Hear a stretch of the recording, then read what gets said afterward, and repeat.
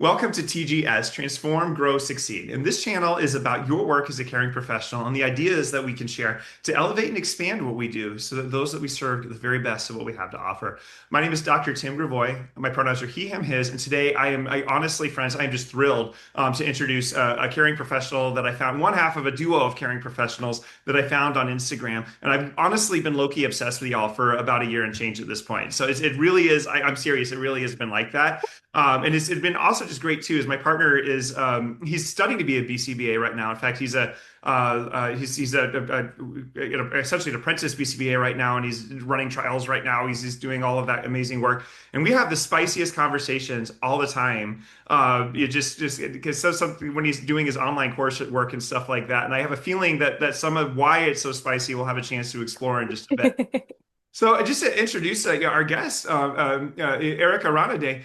If you've ever seen Erica lip syncing to show tunes or explaining journal articles as pop songs in social media, you absolutely are missing out because it's fantastic. But if you have seen it, you know that Erica Ranade is passionate about behavior analysis and is committed to using interdisciplinary frameworks to heal the discipline. And I cannot wait to ask you, what do you mean by that in a bit? No, I mean, Erica's mixed, queer, disabled, and many other things. She cares deeply about equity and providing culturally, developmentally, and trauma-responsive care. Credentialed as a nationally board certified school psychologist, licensed psychological practitioner, and board certified behavior analyst.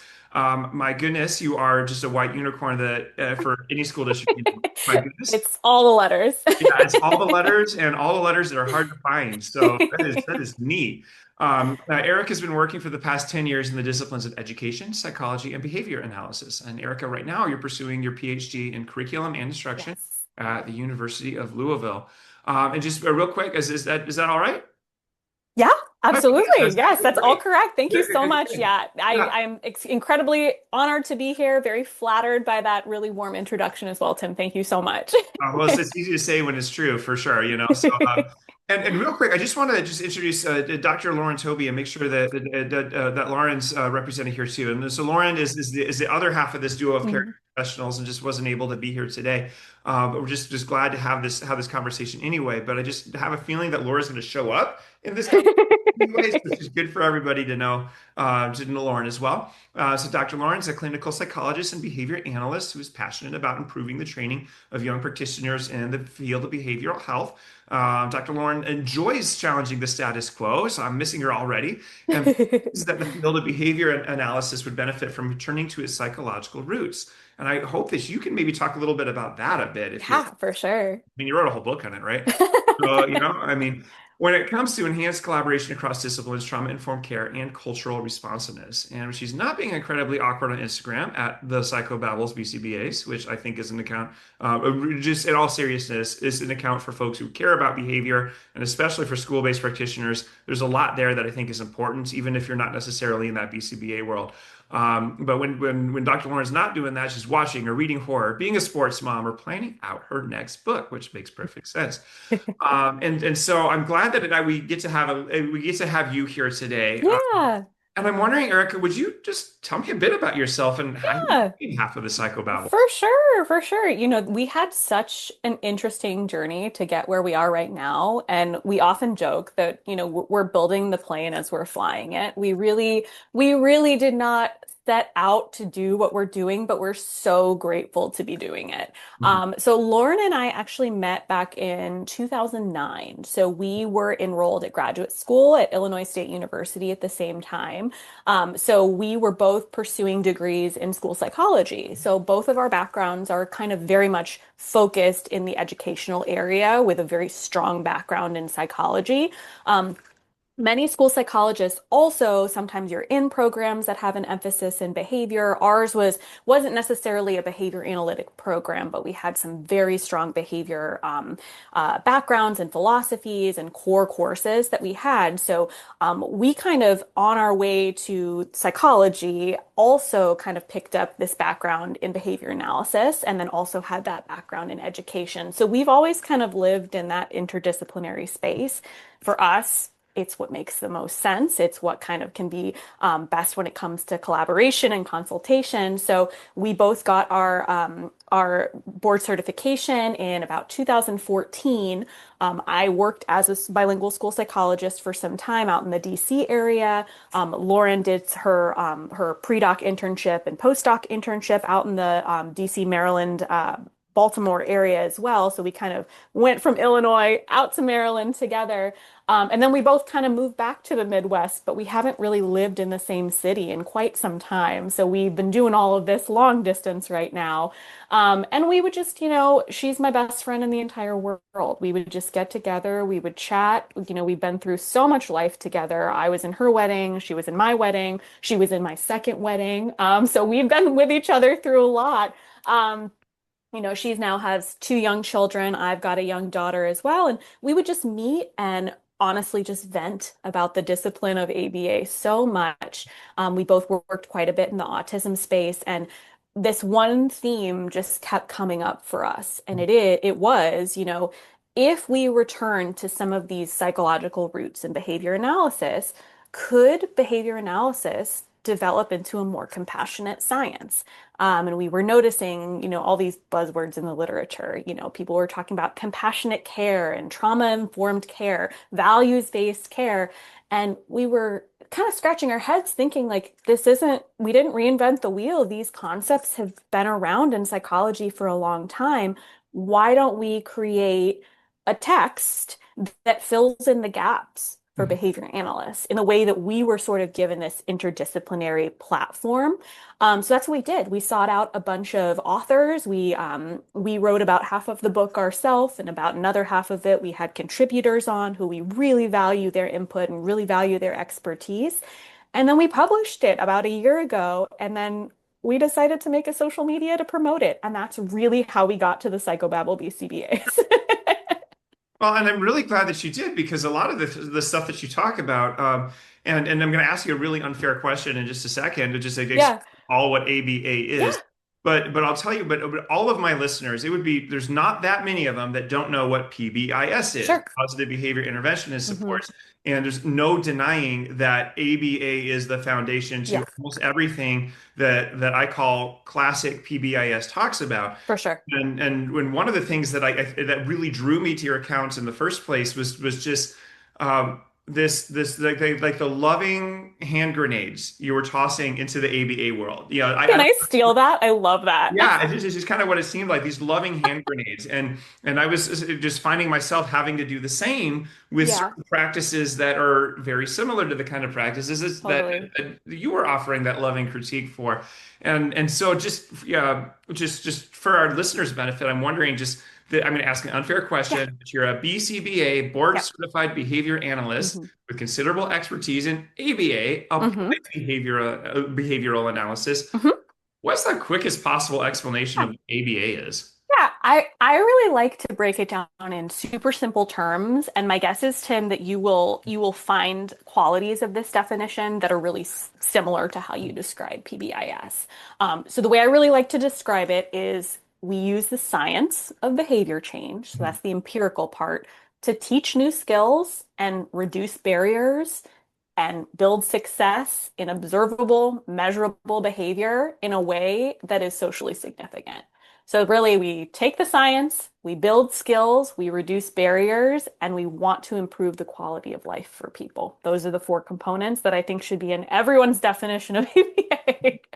So you have this, so you use science-based, evidence-based, empirically Hmm. based practices, Hmm. break them down into maybe not necessarily classroom possible, but Yeah, certainly like treatment center based or yep, whatever space is happening, totally. possible places where somebody could learn a new skill that's going Yep, to help them in a way that's socially significant. And so honestly, that sounds like a much needed support for yep, women, yep. children, youth, and And families. I And think it's what's the so problem? yeah, it's like well, with everything that we love and everything that we know about just like social science in general, right? Like there are foundations, like you said, ABA is kind of like a strong foundation for PBIS, but psychology is really the science that ABA grew out of. So really, if we kind of go back in time and we look bit by bit, I like to think of behavior analysis as like a sister science now. We kind of like have like we're equals. We don't want there to be a power dynamic of like one came before the other, therefore it's more powerful. But we want to keep in mind that there are a lot of really common foundations. Mhm. However, and this is sort of my and Lauren's big platform here. This is kind of what we jump off of. We very much see, if you look at the history of psychology, in the 1960s, there was something called the cognitive revolution. A lot of folks who maybe took an intro to psych course might remember, like Noam Chomsky and B.F. Skinner. They had this like huge academic debate about where does language come from? Is it something inherent? Do we have this language processor in our brain? That was kind of Chomsky's camp. Versus, is it something learned, which is Skinner's camp? And when there was kind of this debate, behavior analysis broke off from psychology. There was kind of what we refer to lovingly as the breakup between behavior analysis and psychology. And pretty much since then, there were a lot of things that behavior analysis did to really make itself unique from psychology that kind of years later, we're talking decades later now, we've kind of lost sight of certain things. So some of those things kind of we link back to common criticisms, which I know we'll dive into here a little bit. But a lot of those things are like, how do we build relationships with our clients? Because, and I'm sure you would agree with this as well, if you don't have a relationship, you don't have anything. So I think that's one thing we realize as school psychologists, behavior analysts don't have a specific course in therapeutic skills. Like we don't have in our course sequence a way to use therapeutic skills to build therapeutic relationship. Yes, we have kind of what's referred to as pairing. We associate ourselves with positive things, therefore we are a positive thing to these individuals we're working with. But we don't really focus on a little bit more and a little bit deeper in those therapeutic skills. Some other things that we really notice we're lacking. Behavior analysts don't get a lot of training, if any training, in child development, Mhm. which as an educator yourself, I know you have your Ed D. I'm sure that's like, what do you mean? They're working with oftentimes very young children. Wide range of ages, Yes, honestly. yes. That actually is really surprising, come to think of it. Yes, yeah. So not having that kind of background of, Piaget versus Vygotsky, versus how do we conceptualize ages and stages? How are we supposed to be writing developmentally appropriate goals if we don't understand developmental sequences? Mhm. So this is sort of where Lauren and I started being like, okay, that's a chapter. Okay, that's a chapter. We started kind of picking all of these things out. One thing I want to go back to in the definition too, Tim, you'll notice and this whole time I've been talking, actually, I've never mentioned autism. Mhm. And I think it's very important to point that out. So many folks, especially young behavior analysts, will sort of, when you ask that same question, they'll say, well, I work with autistic kids or I work with people with autism. And yes, that is one application, but there are dozens of other contexts. And one you're speaking about in the school for the general education population is absolutely one of them. And that's really what PBIS does. But there are also, there's folks who work with aging individuals, folks who have Alzheimer's. There's like a big field of study in ABA for folks that do that in that space. In animal science and animal behavior, there's a whole area there. People who work in policy and kind of looking at systems of behavior. So there's lots of different application. But I also, and I'm sure we'll talk about this here, we really only started pairing ABA and autism together um, in like the 1980s. So this is a fairly recent, and this is kind of due to the work of Ivar Lavas, is how we started bridging those things together. B.F. Skinner, our kind of founder of our science, you'll notice he also never really spoke about autism. So this is a very recent occurrence. Spoke a lot about rats and pigeons. Tons. Love Lots those about rats rats. and Love those pigeons. pigeons. Which I know is a very ham-fisted way to talk about the totality of Dr. Skinner's work, obviously. Yes, yes. But it is one of those things that I wonder, though, it comes back to Because what I'm hearing is that there's a lot of great stuff that ABA can offer, and that a BCBA, which is a person Sure. trained in applied Yep. behavioral analysis, can do in a really wide range of settings to bring Absolutely. science to bear on folks whose behaviors are really just challenging their quality of life Sure. in some kind of way, and to Completely. help them to develop just new skills for Yeah. navigating stuff that's been tricky for them in the past. And I Totally. think that really comes down to it, especially in school-based settings Hmm. where it feels like we're dealing with some just behaviors that are just a lot more intense than Yeah. perhaps we were seeing 15 or 20 years ago. Hmm.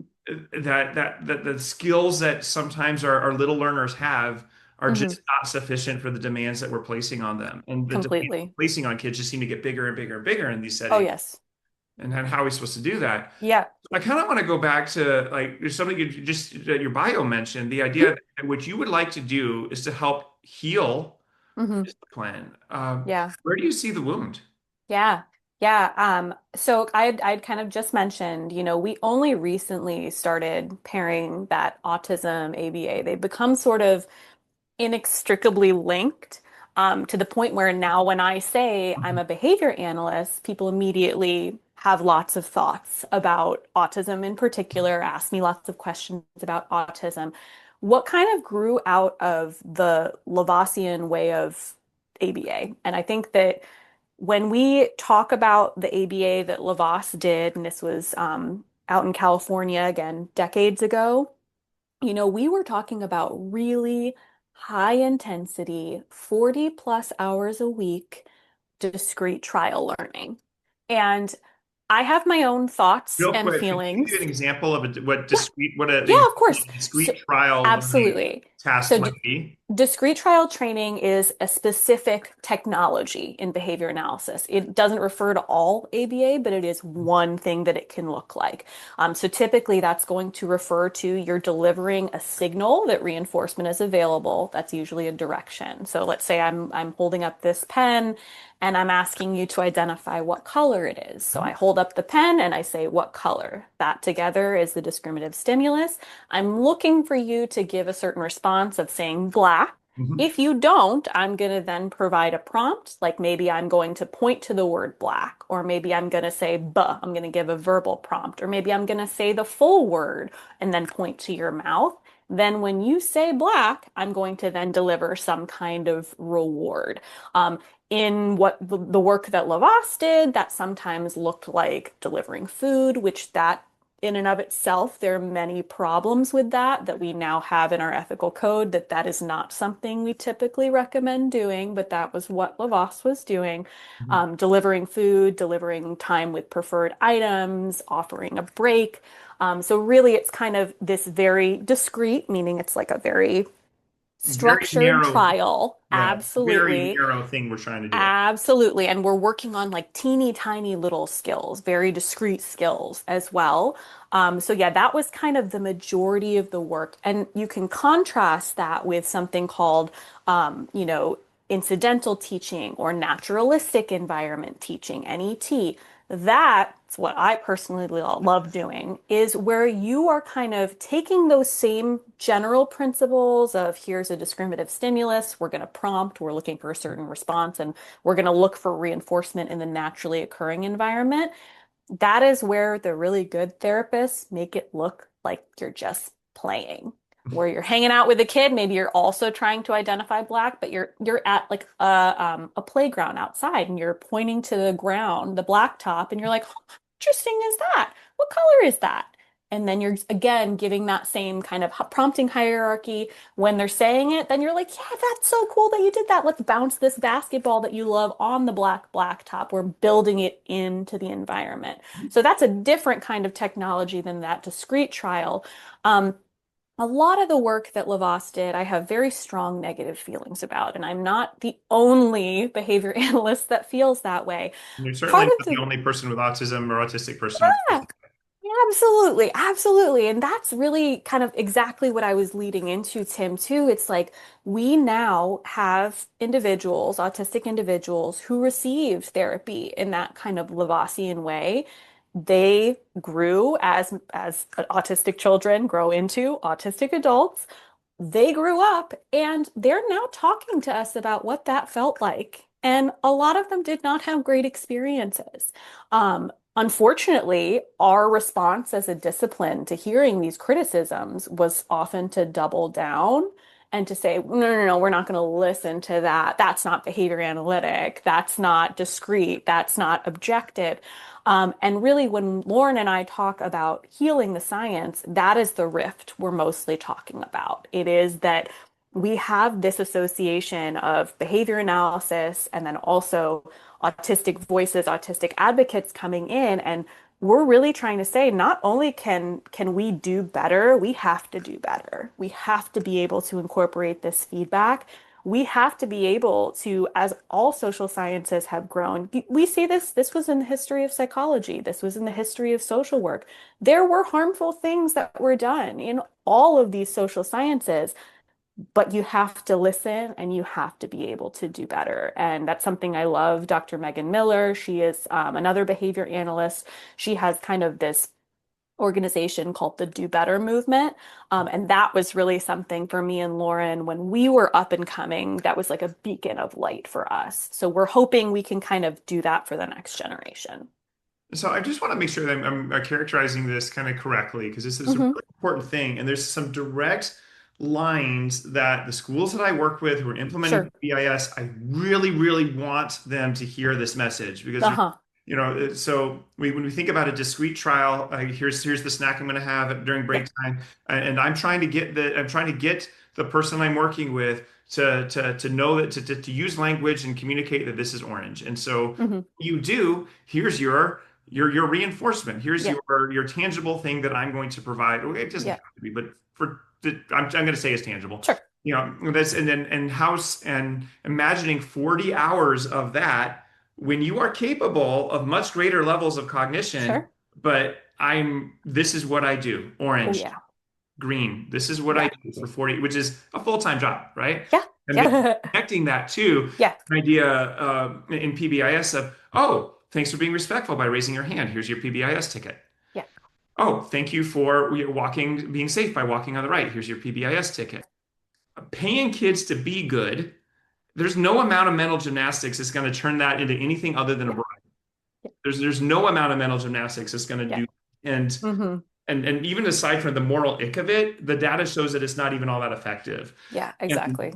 and so it's kind of coming to this place of, all right, if you call me and would like to be trained in PBIS, I will Hmm. absolutely do that. But now it comes with this big disclaimer up at the outset that if you want me to help you build a PBIS store, I'm not your guy. Go talk to those other folks in Phoenix. They're great at it because I won't do it for these reasons. Yeah. Like that's Yeah. it. And I'm wondering kind of how you find your way with some of those Yeah. things. And is there like an example of, okay, here's a practice here. It is not going to be part of mine. And look Completely. very different now when I do Yeah. that. Is there like one you Yeah, there are tons that come to mind with that. So I think that the point you're making is such an important one, and that's that just because like I was saying before, just because discrete trial is one thing on the menu does not mean that that is characteristic or even representative of behavior analysis as a whole. Just in the same way, giving a ticket and giving positive praise is not representative of PBIS as a whole. And if those are the only things that you're doing, it's not going to generalize. Mhm. Like, we know that if you are only providing tangible rewards, those things are not going to eventually fade into the natural environment.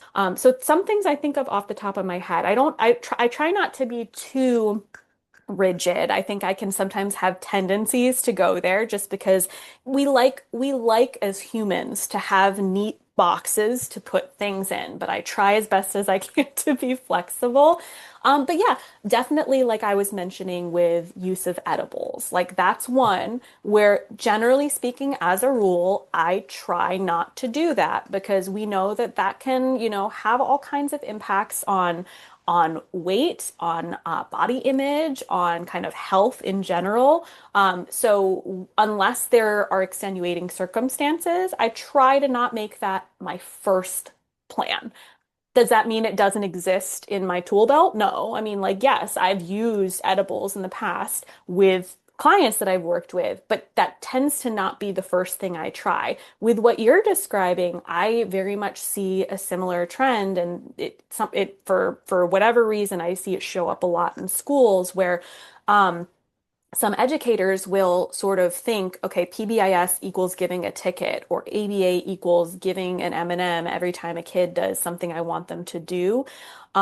It's super reductionist. It's really not benefiting anyone. And I think that the thing that we have to keep in mind with both of those examples is context. And Yeah. not only context, but we have to treat each individual like an individual, and that means that every individual has things they like and things they don't like. So if you're going to only be giving an M&M and that kid doesn't like chocolate, guess what? That's not reinforcement. Reinforcement has to, by definition, change the likelihood of that behavior. So if you're just throwing tickets or you're throwing M&Ms, you're not delivering reinforcement. And that's kind of that subtle difference in that understanding. Especially if there isn't really a relationship between the giver Yes. and Yes. the student in any Yes. way too. Is it becomes Uh-uh. even there was just just a story that I love to tell because it's almost just too perfect for it. But I was Uh-huh. visiting a school that I was working with, and two little ones were just tearing down the hallway at a speed that was much faster than the school rules clearly stated that they should Yep. be doing. And just, I'm not didn't get a paycheck from this school, but I am a Uh-huh. school adult. I'm a third grade Yeah. teacher for the rest of my life, as far as I'm Yep. concerned. So, all right, kiddos, why don't you do me a favor? Can you walk, please? And one of the students looked at me and said, "I will if you give me a PBIS ticket." Oh. And it was really interesting because, like, Oh. well, I know you don't know who I am, but it doesn't work like that for me. First, I have to see the same Yeah. behavior, Yeah. and then I'll decide if it's something I want to say thank you Yeah. for. That's how it Yeah. works. So, do me a favor and walk. But that doesn't happen like infrequently. It actually happens quite a bit. The reality is there's a lot of trainers who would make it seem like PBIS Yep. got tickets. And I want to Yep. have a long leisurely lunch with all of them. But there's a lot of them. And Yeah. and and and I guess I'm wondering, like, how big is the psychobabble movement?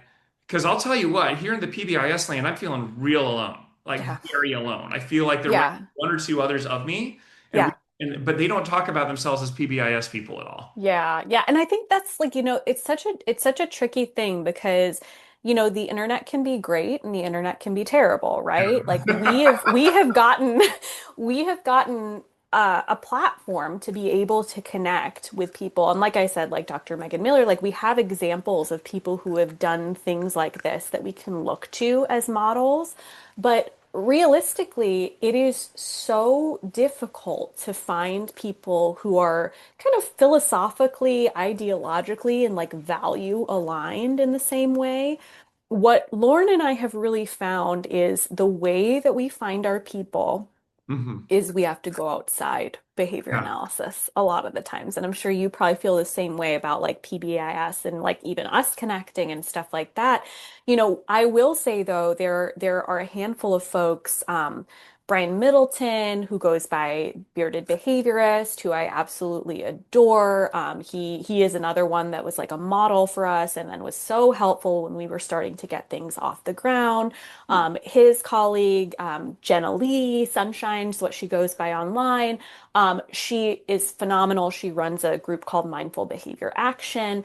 And we also have a lot of other folks, Kristen Peterson, who goes by ABA in the Wild. We found some of these folks, particularly folks who are autistic BCBAs, are the ones that I think understand our kind of where we're coming from, where we're hoping to go, just by the nature of their personal experience. Some of them had ABA when they were younger, some of them didn't. So I think we've found a substantial amount. What I will say is young BCBAs are so hungry for guidance that helps them align their worldview and ideology with the science. Like we really don't have enough. Like we have, I think last we looked close to like 7,000 folks that follow our page. I can guarantee that most of them, or not, maybe I would say a majority of them are behavior analysts. So many of them are special educators, speech and language pathologists, social workers, school psychologists as well, folks that just work in the schools.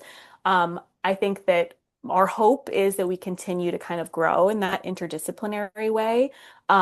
Within the discipline of ABA, there's sort of this internal joke.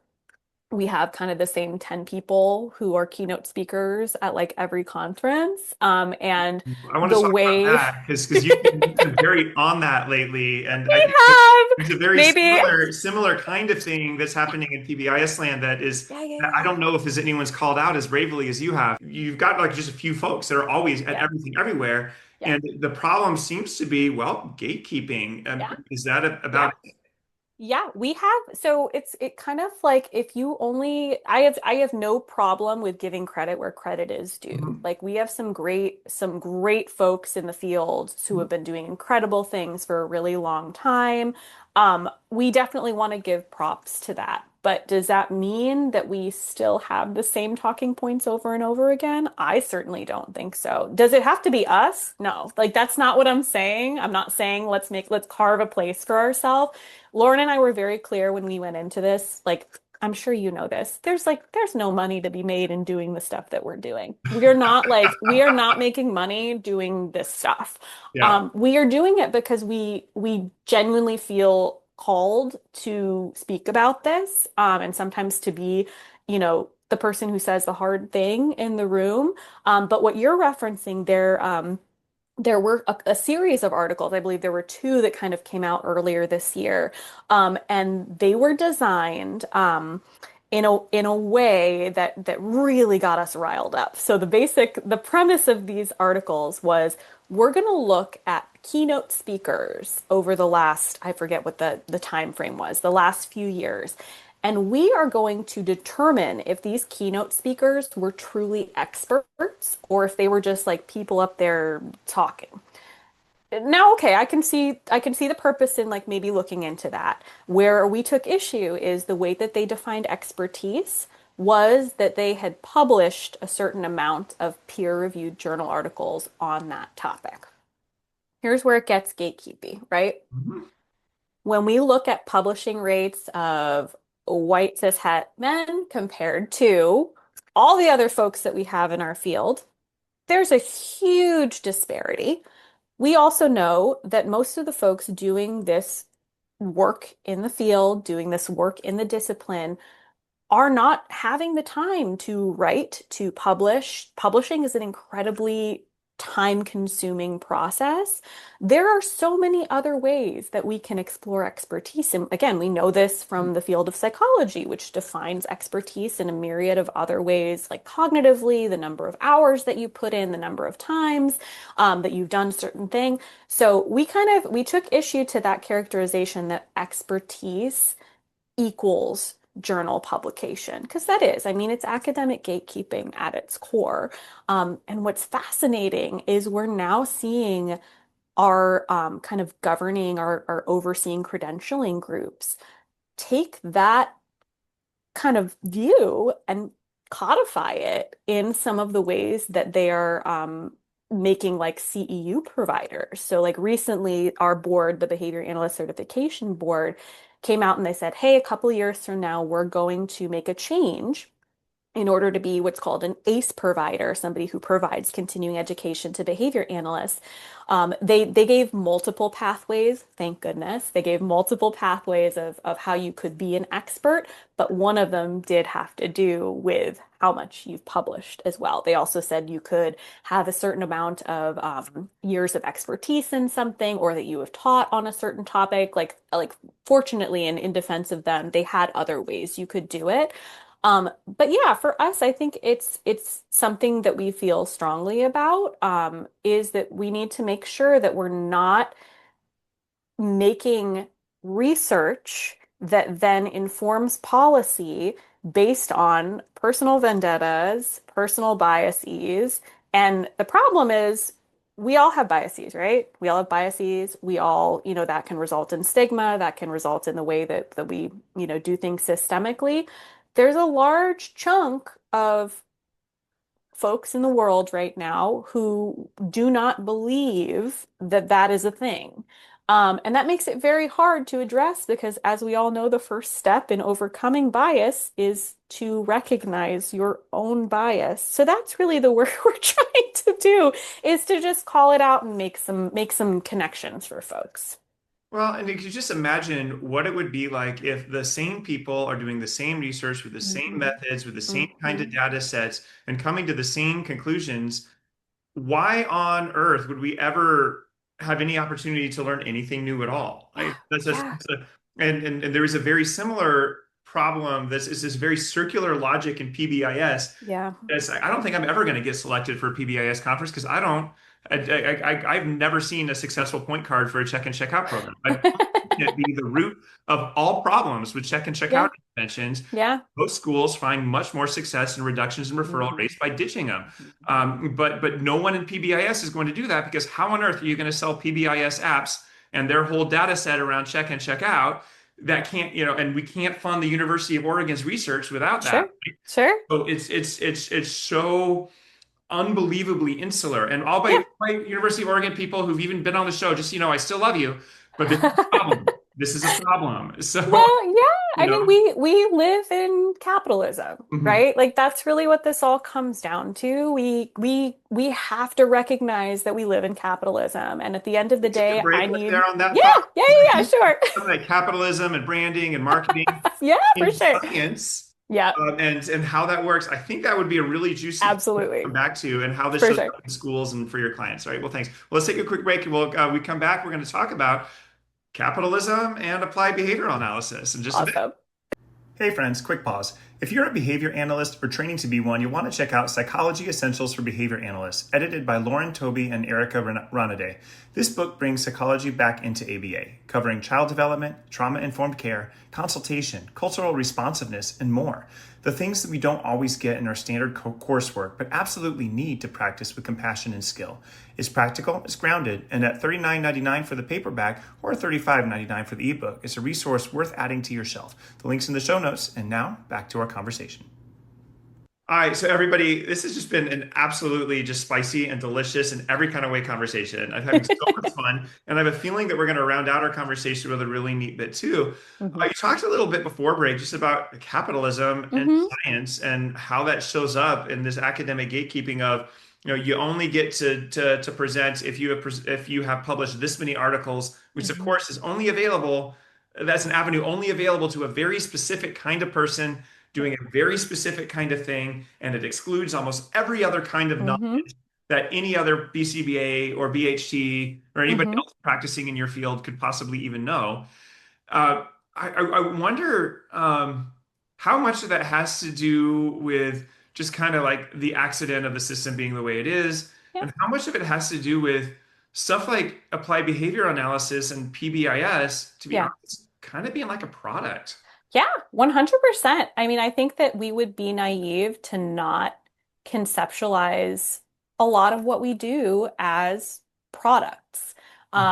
We see this in the way that, there are many wonderful branded interventions that when you kind of strip away the, fancy graphics and the way that things have been modeled, we're really oftentimes just talking about a token economy, or sometimes we're often just talking about, a system that makes it easier for people to collect data in a specific way. This is where we develop all of these lovely acronyms that we all love to hate and hate to love. But really, it's at the end of the day, people do need to make money in order to survive in the systems in which we are embedded. So because of that, we have a very capitalist and very capitalist at its core way that these things can happen. Some people we'll call that an entrepreneurial. Some people might call that exploitative. I'm not really putting a value judgment on it one way or another. For me, that's just the way that it is. And in order to combat that system, I have to acknowledge that as I continue to kind of go through my career and things like that. So yeah, I mean, we have lots of folks in the behavior analytics space who have created or packaged, something very specific that, it's all based on the foundations of behavior analysis. Really, PBIS is kind of one of those offshoot things as well.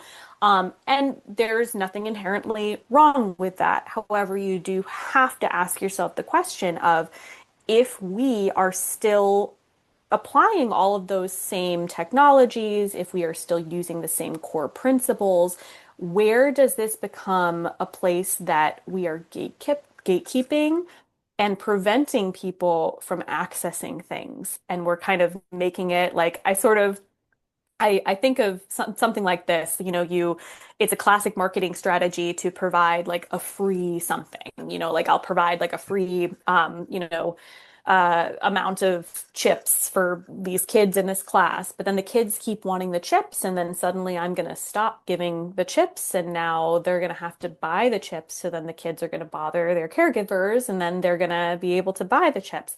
That kind of thing happens so frequently, not just for educators, for practitioners at the systemic level.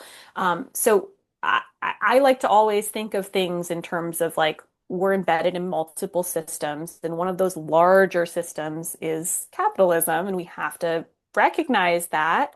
Um, but yeah, it's very tricky to navigate. I like I said to you before, Lauren and I didn't get into this to be making like we have other jobs, like we have other things that we do.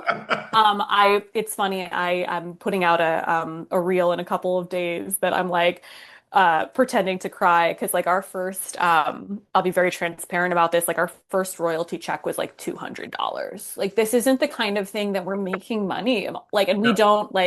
we don't get any kind of like sponsors or anything. Like we don't know how to do all of that stuff. We're not really interested in doing that.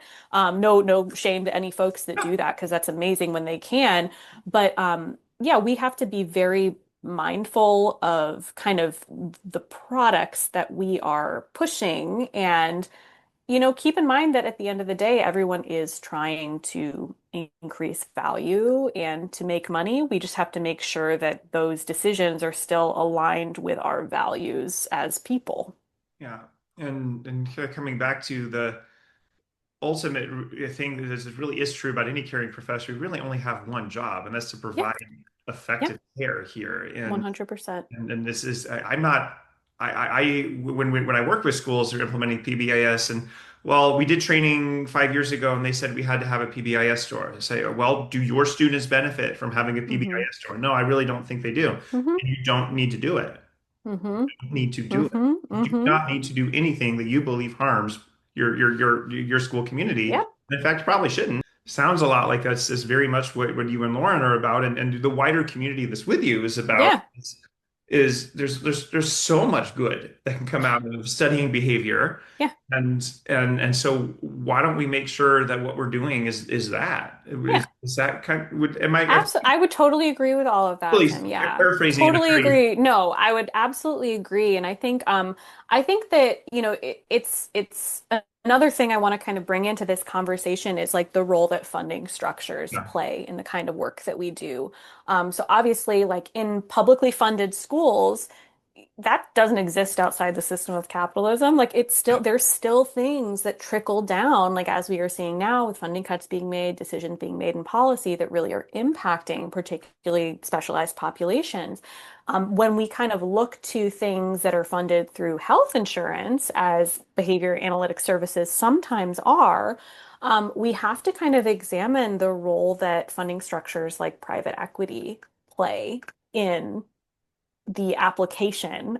So for those who aren't familiar, private equity refers to kind of a funding structure in which there is a group of investors.